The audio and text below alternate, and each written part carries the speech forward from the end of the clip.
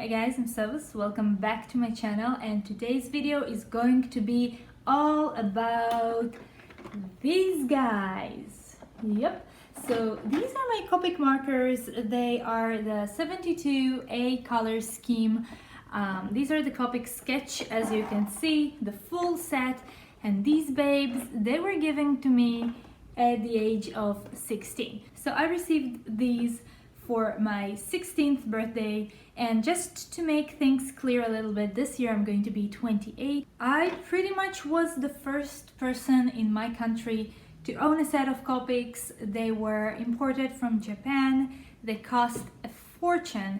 Unfortunately, I was unable to use them as much as I wanted because at a certain point I lost my interest in manga, and I kind of just kept them on my shelf ever since. Until very recently, I was into decluttering and I was like, should I declutter these old guys? And I went online and I checked if alcohol-based markers like Copic markers, if they ever get bad. So basically, according to the website, they do dry fairly quickly, and this is the problem with alcohol-based markers because alcohol really evaporates quickly. So when it comes to markers that are as expensive as Copics, with approximately, I don't remember, is it like $8 per marker, something crazy like that? With such high prices, you kind of expect these to last a very long time. So I'm going to see what kind of condition these are in. And also I think that could say a lot about the quality of Copic products, if they're worth the price, if they're going to last you a long time or not. I really wonder how many of these survived the 12-year test, and I think that I might actually start using them again. I don't feel like decluttering them, I don't feel like giving them away. They're kind of a sentimental item for me, but if some of them are dried, I'm not going to replace them. I'm not that much into markers anymore. So let's get started and let's go to the test. What I have is this Canson paper, which is made for markers, and I'm going to test everything on this sheet here. Here are my markers, and the only indicator I still have from the time that I've been using them is this chart. So I'm going to put it somewhere here on the side, and yep, hopefully you can see that. We'll start with the China Orange. Oh, okay, that's interesting. It's actually in a very good shape. Okay. Cadmium Orange, YR07.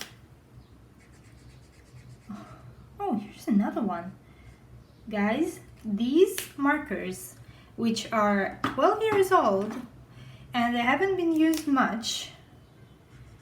Okay, no, this one is a little bit dry. I can definitely tell that this one is a little bit dry. I hope you can see the names here on the camera. This is the Chrome Orange. So the Chrome Orange is a little bit on the dry side.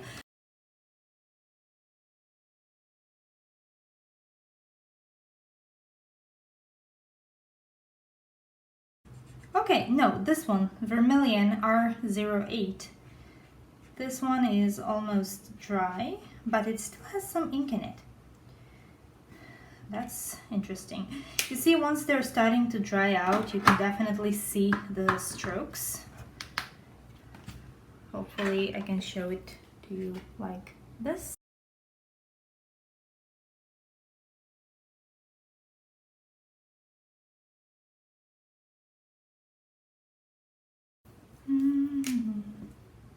Oh, okay. I don't know if you can see it, guys, but this is my Violet V09, and it seems completely dry. Oh, wait.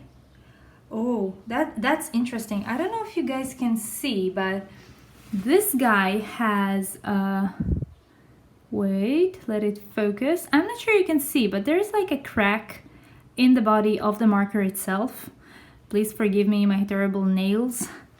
But yeah, I think this one is cracked a little bit. Probably the air went inside, and that's why it's so dry. Look at it, guys. So this one, unfortunately, I'll have to declutter, but I'll just put it somewhere here.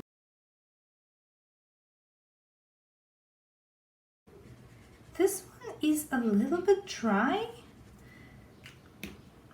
Yeah, I can definitely see them cracking here.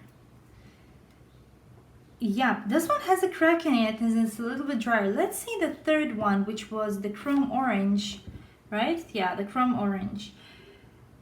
Does it have a crack? Yep, I can definitely see it, and there's like something dark inside. It's probably, you know what, the inks, one of the reasons why they're drying up, I think that's because of cracks in the body of the marker. I'm a genius. I think that, like, the secret to keeping your Copic markers alive for a very long time, they can basically serve for years and maybe like more than a decade in my case. And the secret is to actually prevent the ink from any contact with air, because I know from experience that, you know, alcohol evaporates really quickly. So if you're using alcohol-based markers, it's very natural for them to dry out. Like, I can feel that this guy is a little bit on the dry side. Now I'm really curious about the body. This one wasn't damaged, but this is the G16. I think I might have used it a lot, like these two. Yeah, these were like my most used Copic markers when I was a kid. When I was a kid, well, I was a teenager. I wasn't really a kid, but you know.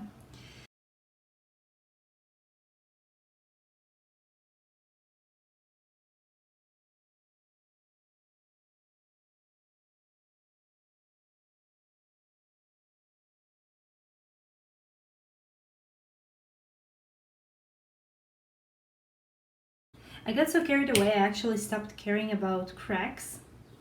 So basically, cracks in the body of the marker, this is probably just natural degradation of the material, of the plastic. I don't think they intended these markers to last for 12 years. So probably, like, plastic doesn't hold that much. Or maybe I don't know, I don't think I've ever dropped these. Maybe they were damaged somehow when I moved to a different apartment. I'm not sure.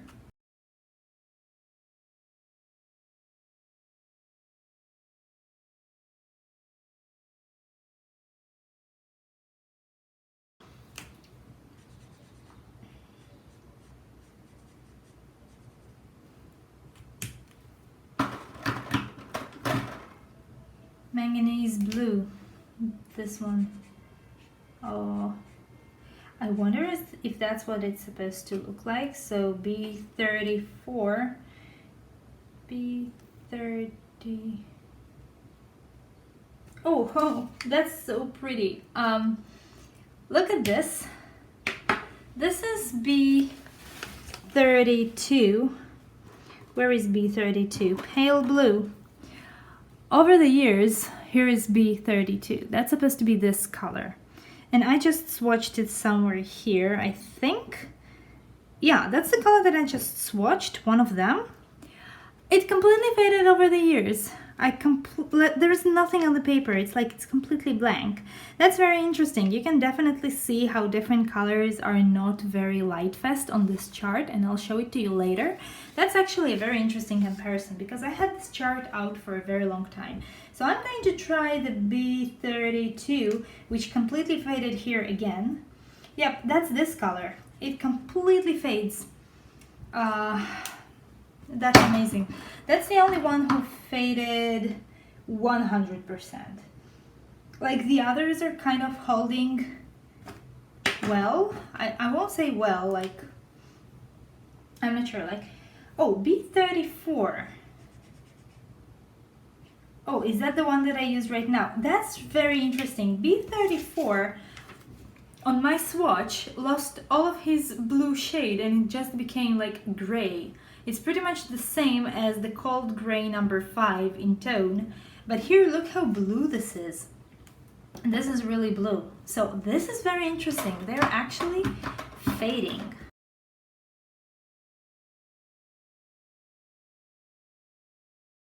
Oh no! Oh no, burnt sienna, you died. My burnt sienna is completely dead. Let's look for cracks. Is there a crack to explain it? I can definitely see a crack. Yep. It's big enough so I can see there's something like dark underneath it, so I guess it was enough to kill this marker. So this is my second marker that I'm going to declutter. Bye burnt sienna.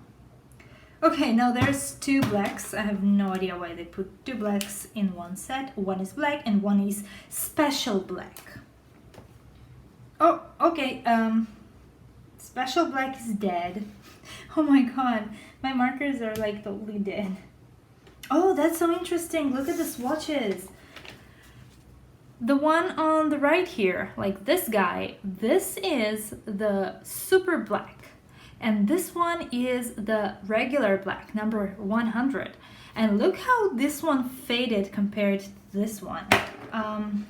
Okay, I'm going to declutter these three markers. Let me just check the other black. Hopefully it's alive. Hopefully. Oh, they look, he's alive and well. They look really similar here on the paper. This one actually, the super black, the special black, actually looks blacker here, but look how much it faded over the years. That's very interesting. Okay, so I have 3 dead markers. I have 69 markers that are alive and well, and I am going to the grayscale now. When I just got this set, I was so frustrated with grays because they seem like a waste of potential colors, but now these are the only ones that I'm extremely excited about.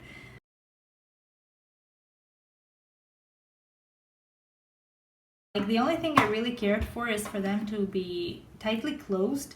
Like every time I use my markers, I would be like, I must close this marker. I was really careful with not keeping them open for long. I'm going to write the names according to what I just did, and I'll come back to you guys and give you my final thoughts and comparisons with what they were before, with the swatches before and the swatches after.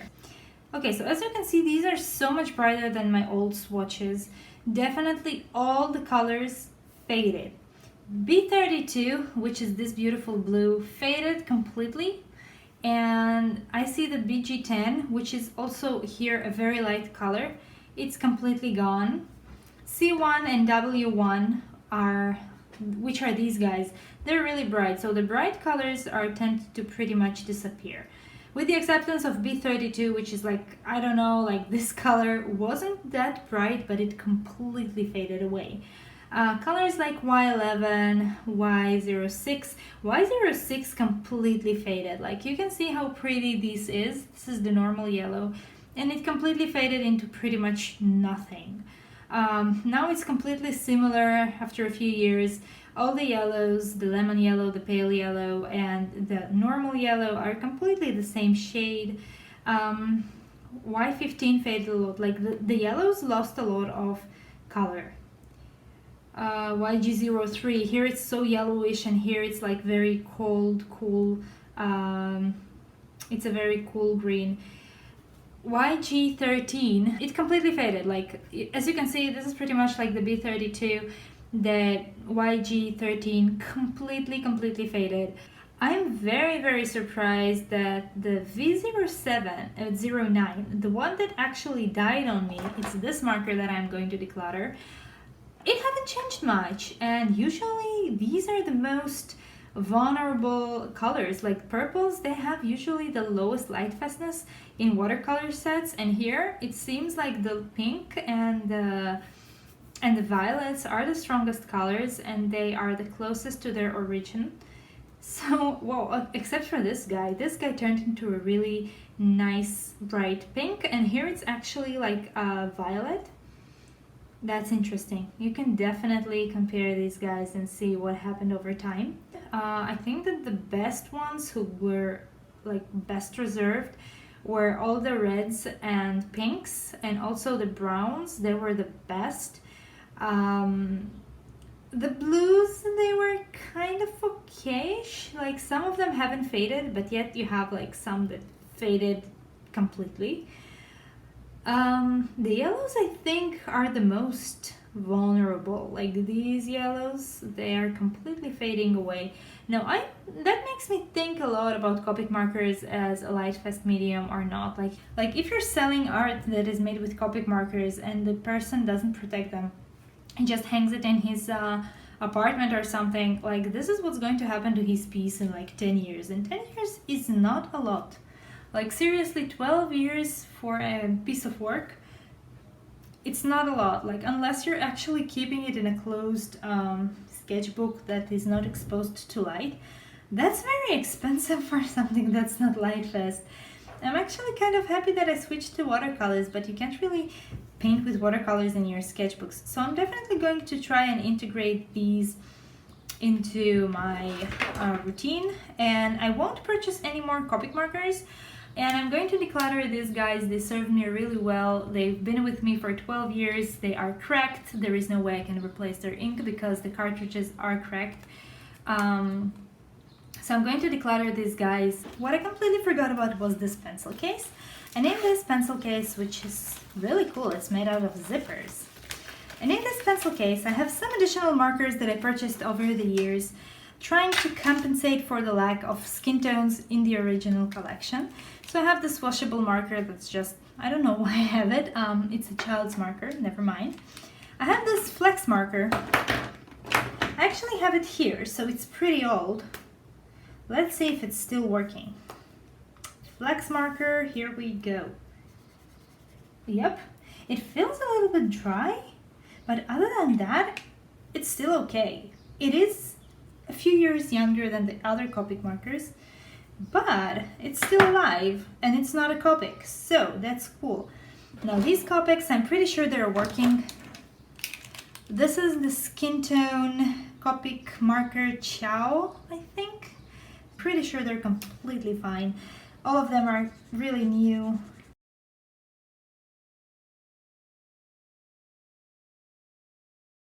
Hey guys, welcome to the voiceover. Hopefully this video is not boring. I'm trying my best. So what I wanted to tell you is the story why I got these Copic markers and what are my plans. Basically what happened was when I was a teenager, I really wanted to become a manga artist. I wanted to create my own manga. I was into that drawing style and I thought I really had to have Copic markers. And I asked my parents to bring me Copic markers from Japan for my 16th birthday, and they were really expensive, and I remember how happy I was when I got them. But unfortunately I probably ordered the wrong set. I had no idea which one I should get, and I could only get one, and I chose the A set, which apparently has only 1 or 2 markers that can be used as skin tones, and both of them were kind of dark, so it was really hard to create really light skin tones. And also the tutorials that I was watching back then, none of them used the markers, the specific markers that I had for skin, and I felt really lost. So basically I lost interest in Copic markers pretty quickly because I realized I couldn't draw characters, which was the main reason why I got Copic markers. I really wanted to paint characters with those markers.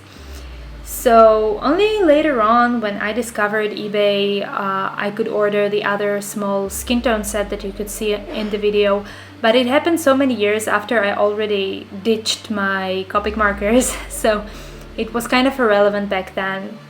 And the reason why I am painting the thing that you see on your screen is because I want to see if Copic markers can do more than just draw manga, if they're actually capable of something closer to realism, and I know that the answer is yes.